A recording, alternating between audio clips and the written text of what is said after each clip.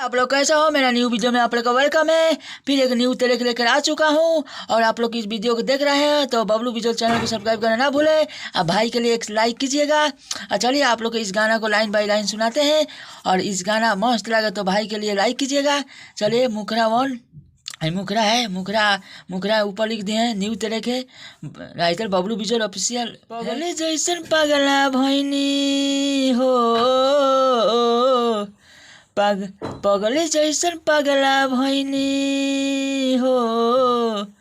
इसको 3 बार गाना है। पगले जैसे पगला भैनी ओकरा चक्कर में चेहरा बदल गइल, पगली के प्यार में चेहरा बदल गइल, पगली के प्यार में। यहाँ भी 2 बार गाना है।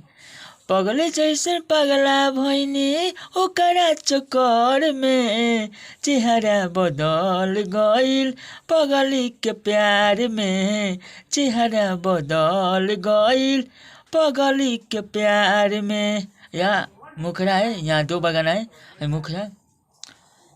फिर यहाँ अंतरा है, अंतरा 1।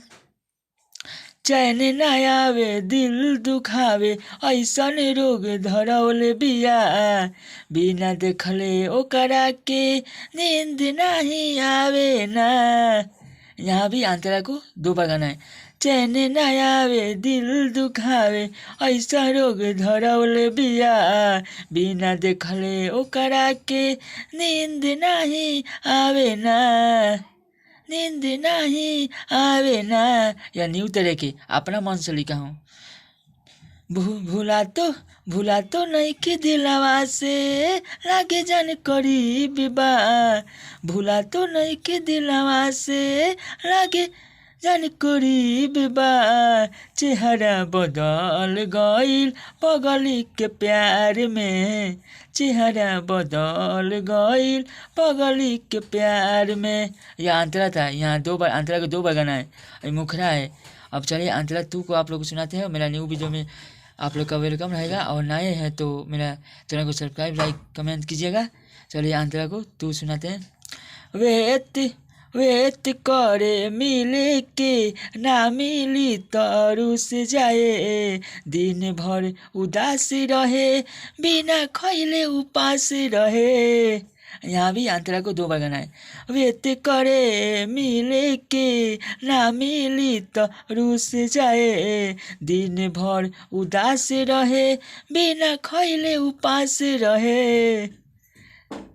बबलू बेजोड़ के दिल हो, बबलू बेजोड़ के दिल, दिल के कहानी बा, बबलू बेजोड़ के दिल के कहानी बा, चेहरा बदल गइल पगली के प्यार में चेहरा बदल गइल पगली के प्यार में।